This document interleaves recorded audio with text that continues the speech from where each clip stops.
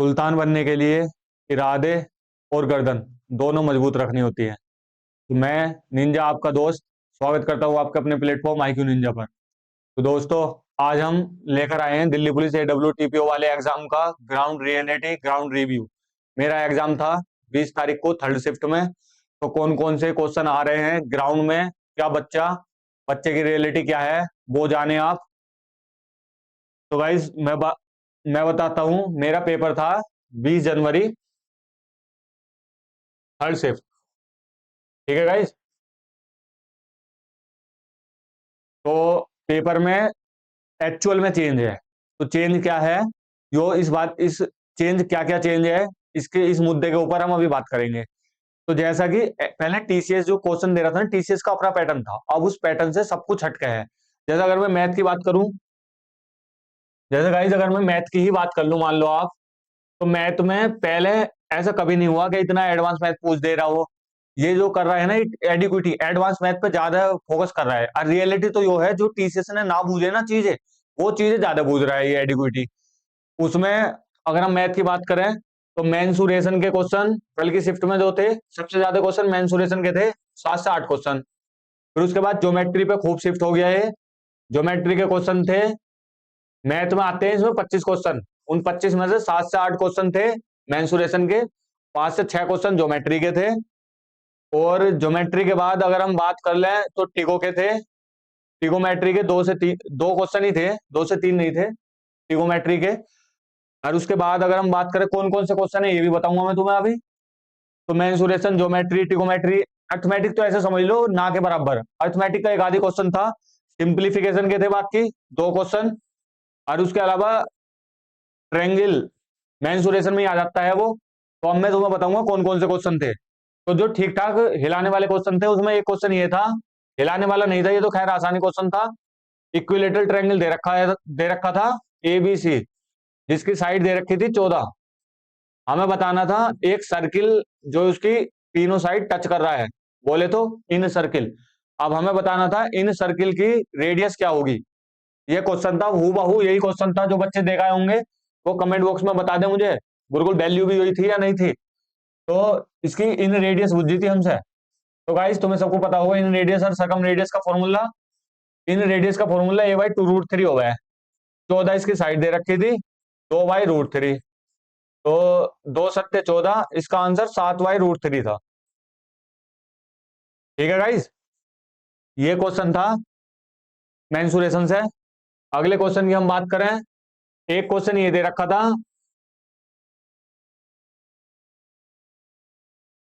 और ये क्वेश्चन था ज्योमेट्री से।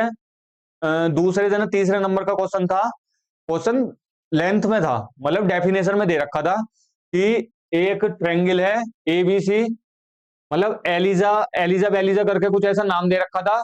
उसे इसकी लेंथ निकालनी, वो मीडियन डालती है इस ट्रायंगल पे AD, जिसकी लंबाई 7 है। तो हमें बताना था उसे पॉइंट, वो अगर ई की, मतलब लैंग्वेज में कुछ ऐसा क्वेश्चन कह रखा था कि हमें लेंथ निकालनी थी AE की।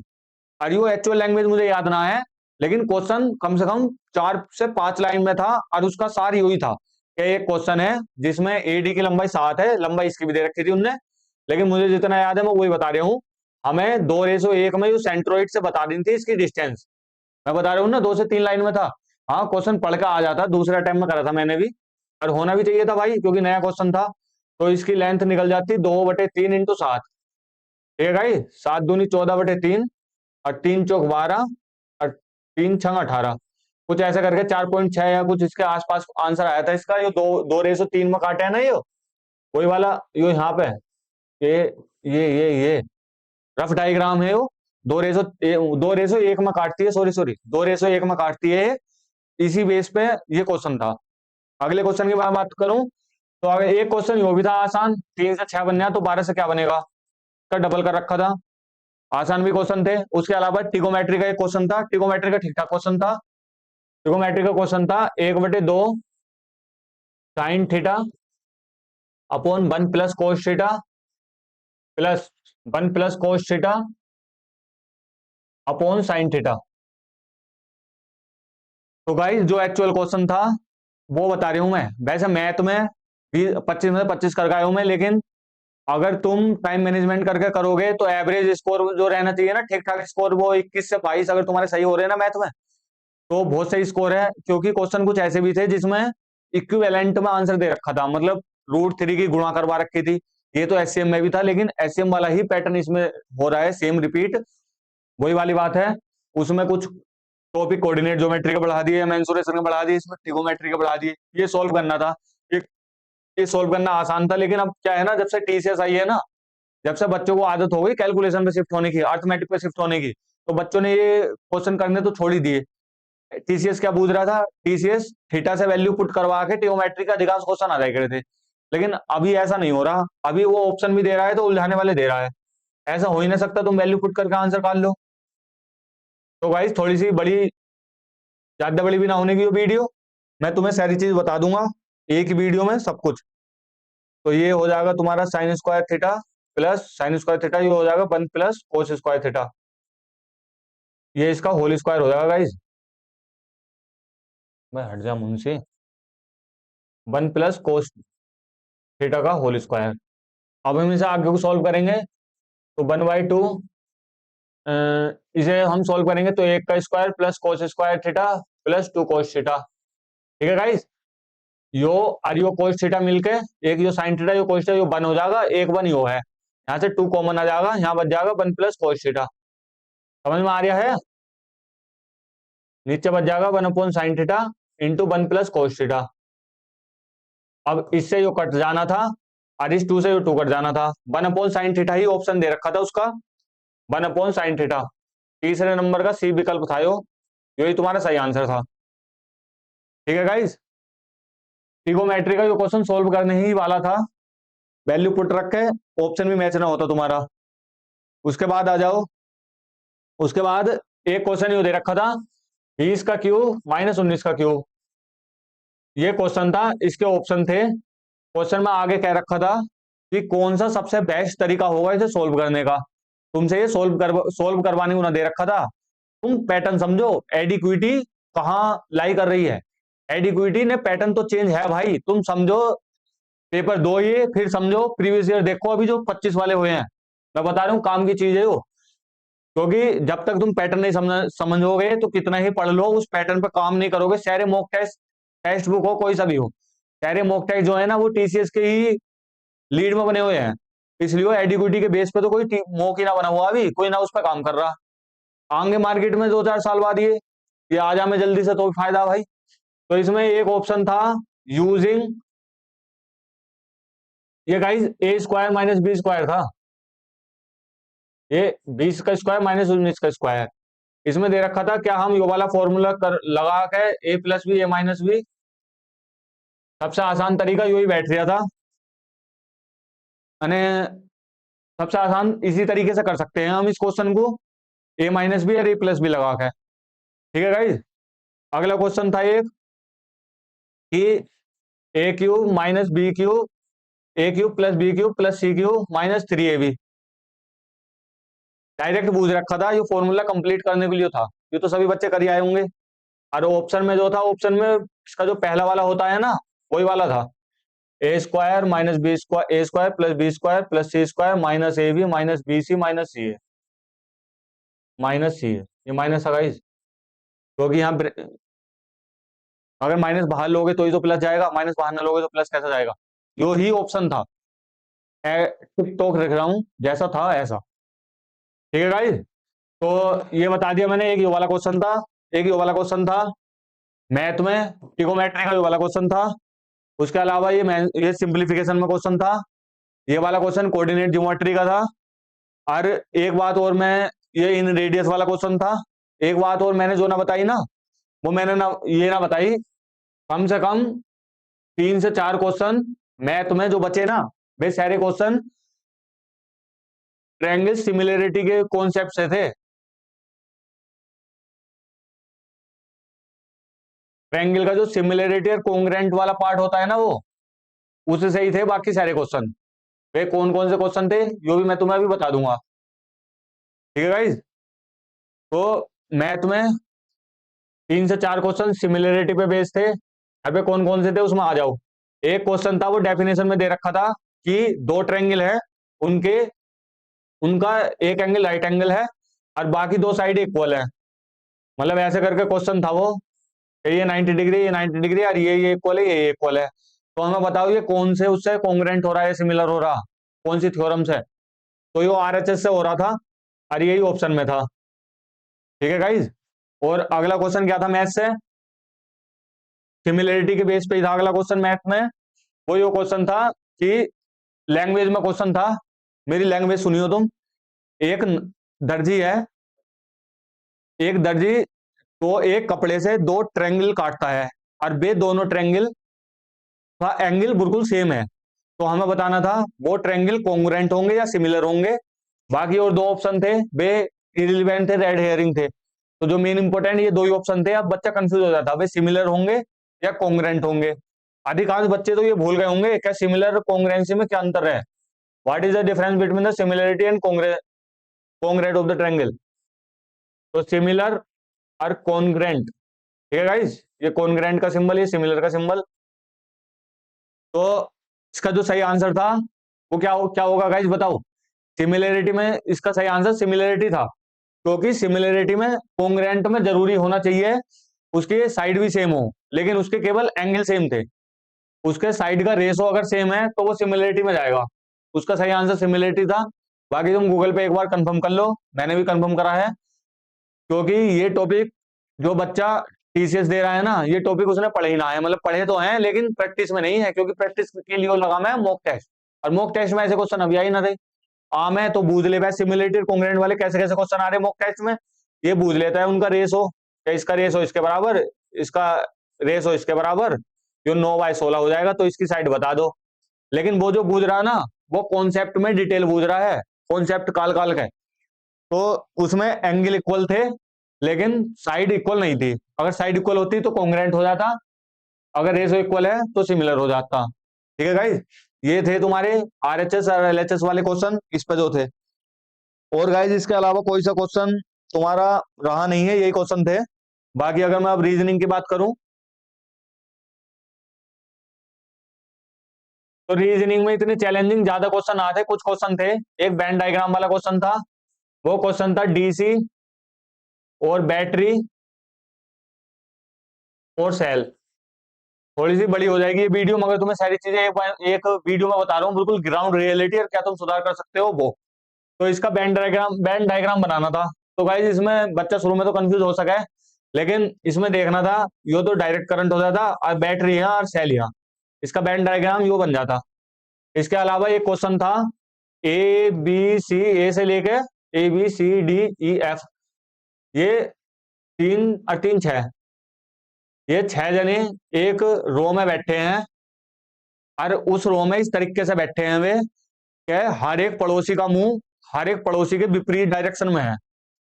तो गाइस ये क्वेश्चन मैंने 2-3 बार बनाया, लेकिन इसका क्या था ना, इसमें ऑप्शन मैंने बाद में देखे, इसमें ऑप्शन दे रखे थे डाटा इनएडिक्वेट।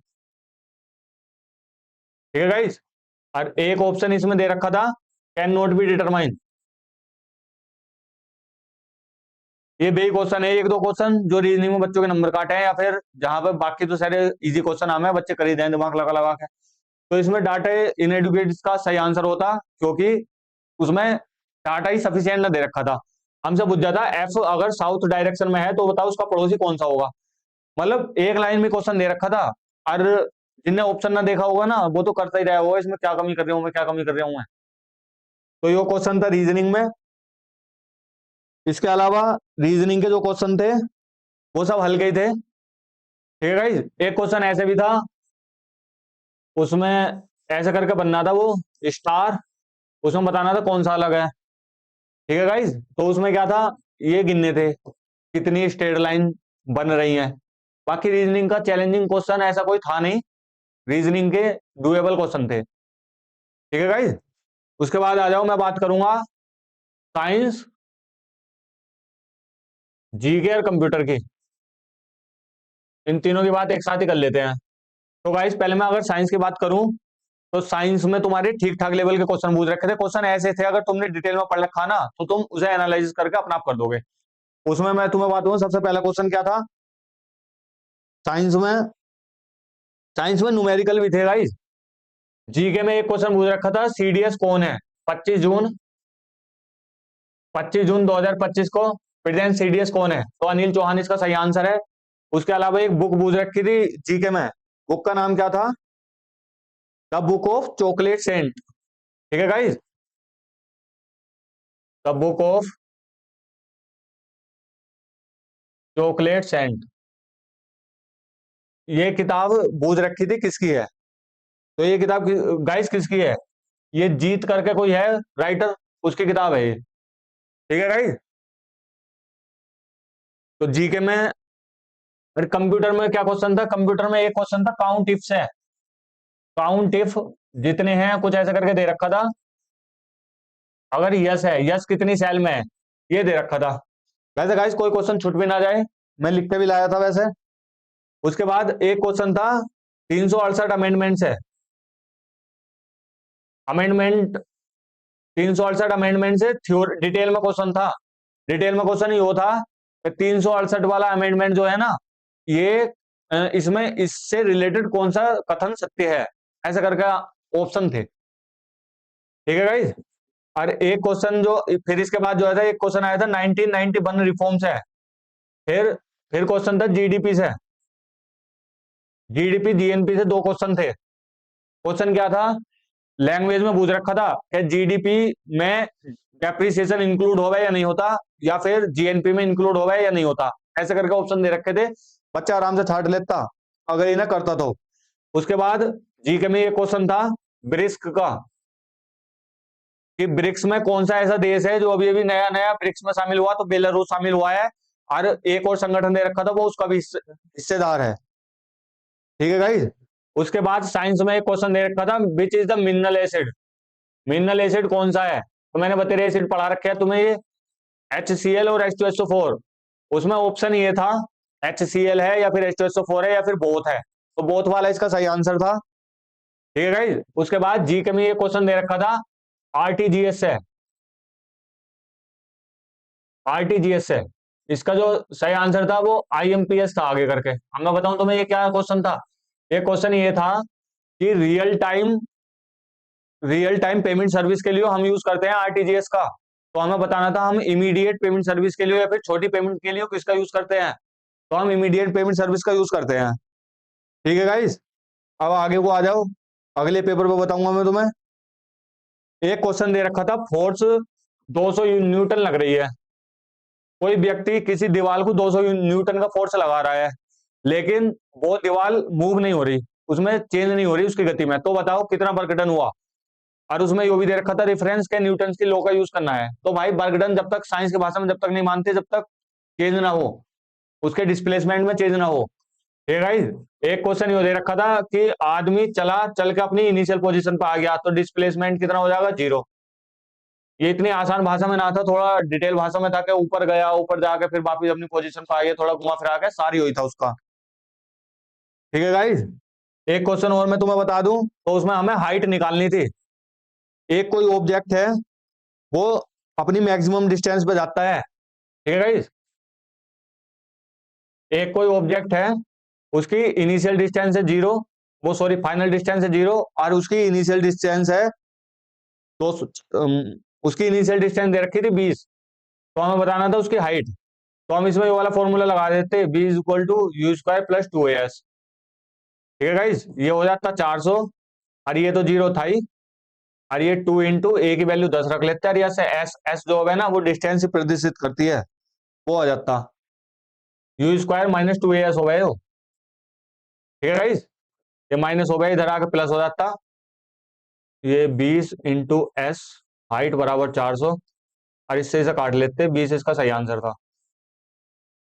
ठीक है गाइस, यही क्वेश्चन थे। अगर ना हो तो मुझे बताओ, अगर मैं कोई क्वेश्चन गलत बता रहा हूं या कोई क्वेश्चन तुम्हारी शिफ्ट में ना था तो मुझे बता सका है। बाकी इसके अलावा साइंस में दो क्वेश्चन थे। एक क्वेश्चन ऐसा था कि एक ऑब्जेक्ट यो है और एक ऑब्जेक्ट यो है, ये दोनों सैंड के सरफेस पे रखे हैं, तो सबसे नीचे तक कौन सा वाला ऑब्जेक्ट घुसेगा? क्यों? मतलब धसेगा, सैंड में कौन सा नीचे जाके धसेगा? तो ये वाला ज्यादा धसेगा। क्यों धसेगा? ऐसे ही मैं तुम्हें गाइस बात बताऊं, जैसे एनसीईआरटी में मेमोरी बेस्ड क्वेश्चन आते हैं ना, ऐसे करके सारे क्वेश्चन दे रखे थे एडीक्यूटी में, एडीक्यूटी के पैटर्न में, मतलब पेपर में। तो ये वाला क्यों धसेगा नीचे? ये वाला इसलिए धसेगा क्योंकि इसका कॉन्टेक्ट एरिया कम है, ज्यादा प्रेशर लगा होगा, और यही वहां डेफिनेशन में दे रखा था, मतलब ऑप्शन में दे रखा था। ऐसे ही हमें यही वाला इसका सही आंसर होता। ठीक है गाइस, इसके अलावा एक रिएक्शन दे रखी थी कि CO2 गैस रिलीज हुई, मतलब इसकी और इसकी रिएक्शन हुई और CO2 गैस वहां से रिलीज हुई। तो हमें बताना था कि ये फिजिकल चेंज है या फिर केमिकल चेंज है या फिर दोनों में से कोई भी नहीं है, या फिर मतलब कोई और सा फलाना चेंज है, ऐसा करके दे रखा था। तो ये केमिकल चेंज होता क्योंकि चेंज हो रहा था ना, ये CO2 गैस निकल गई वहां से, इसलिए। तो गाइस केमिस्ट्री के मैंने कोशिश करी है, अधिकांश क्वेश्चन तो मैं बता दूं। हाँ, जीके के 2 क्वेश्चन और थे, वे तो मतलब एक क्वेश्चन तो हल्का ही था, वो पूछ रखा था रेड किस गेम से संबंधित है। ये 2 क्वेश्चन थे इससे। तो रेड किससे संबंधित है? कबड्डी से। उसके अलावा हमें दे रखा था एक क्वेश्चन कि ट्रेवलिंग पूछ जाता हमसे, DRIVVLING, ट्रेवलिंग किस गेम से संबंधित है? तो उसका सही आंसर शायद हॉकी है गाइस। एक बार चेक कर लेना ये कौन से गेम से संबंधित है, ये पूछ रखा था हमसे एग्जाम में। ये तो डायरेक्ट पूछ रखा था। इसमें क्या था? इसमें ऐसा था जैसे कॉर्नर संबंधित है गोल से, गोल से संबंधित है कॉर्नर, उसी प्रकार ड्रिबलिंग किससे संबंधित है, ऐसे करके। ठीक है गाइस।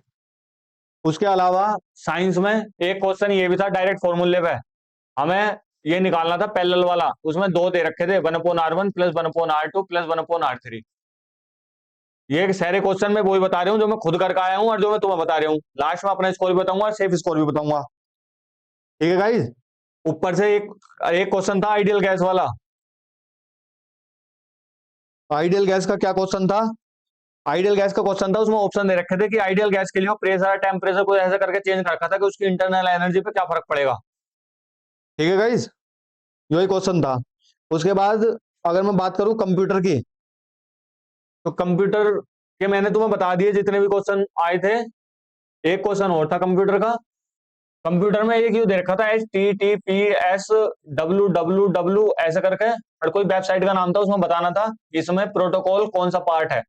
तो भाई HTTP में अब है हाइपर टेक्स्ट ट्रांसफर प्रोटोकॉल, तो यही पार्ट हो जाता है उसका आंसर। तो गाइज लगभग मैंने तुम्हें सारी चीज बता दी कि कौन सा पेपर आया, कौन से सब्जेक्ट में कितने, कौन से सब्जेक्ट में कौन कौन से क्वेश्चन थे, कौन कौन से टॉपिक्स थे, और क्या एडीक्यूटी का पैटर्न है। मेमोरी बेस पे ज्यादा जा रहा है वो। तो मैं तुम्हें ओवरऑल बता दूं, इस बार कट ऑफ जाने के चांस कम, मतलब पहले से तो कम ही जाने के चांस है। पहले 76 गई थी यूआर की, पिछले साल की कट ऑफ है वो। ओबीसी की गई थी 74। तो गाइज पहले इसमें निगेटिव मार्किंग नहीं थी, जब ये कट ऑफ थी, जब निगेटिव मार्किंग नहीं थी। और नॉर्मलाइजेशन का भी फैक्टर ऐसा था कि डायरेक्ट सबके नंबर बढ़ने थे। तो इस बार अगर मैं तुम्हें कट ऑफ की बात करूं, तो इस बार कट ऑफ, ये फाइनल कट ऑफ है गाइज। अगर निगेटिव मार्किंग भी है और नंबर भी सबके नहीं घटने, सबके नहीं बढ़ने के, कुछ के घटेंगे कुछ के बढ़ेंगे, लगभग लगभग 72 के आसपास जिसके नंबर बनने हैं, 72 से 74। ओबीसी कैटेगरी में जनरल वाले थोड़े अपने बढ़ा लो, लगभग लगभग जितनी पिछली बार गई थी उतनी ही चली जाएगी, उसमें 1-2 कम कर लो, ज्यादा होने से तो रहा, क्योंकि इस बार निगेटिव मार्किंग भी तो है। क्यों भाई, समझ रहे हो बात को? बाकी पेपर ठीक ठाक आ रहा है। बच्चों को पेपर लगेगा जब बाद में देखेंगे कि ये तो क्वेश्चन आसान थे, लेकिन अभी बच्चों का माइंडसेट उस पेपर का बना नहीं है। बच्चों का माइंडसेट टीसीएस टीसीएस और टीसीएस ही भरा पड़ा है उनके माइंडसेट में, क्योंकि वे मॉक लगाओ में प्रैक्टिस करा है, तो सब कुछ टीसीएस का प्रभाव है। एडीक्यूटी के अभी किसी एजेंसी ने मॉक नहीं बनाए, तो इस वजह से अभी बच्चों को सब मेमोरी बेस्ड पेपर लग रहा है, सब कुछ नया नया लग रहा है, इसमें सिली मिस्टेक भी हो जाती है। और बाकी एडीक्यूटी चेंज भी कर रही है भाई, कभी कुछ पूछे कभी कुछ पूछे। तो उस आधार पर देखते हुए जिसके 73 के आसपास नंबर है वो सेफ है भैया, दिल्ली पुलिस AWTPO में। तो ठीक है गाइज, आज की बात इतनी रखूंगा मैं। आप बताना आपको कैसा लगा हमारा वीडियो, कैसी लगी हमारा रिव्यू, और ये जेन्युइन था ना था, जिनका पेपर था 20 जनवरी 3rd शिफ्ट को, वो कमेंट बॉक्स में बता देंगे। और बाकी प्रीवियस ईयर वीडियो, हम प्रीवियस ईयर क्वेश्चन पेपर ला रहे हैं, पूरी सीरीज चलिए, पूरी मेहनत चलिए आपके लिए। तो ठीक है गाइज, सब्सक्राइब कर लो। जय हिंद, जय भारत।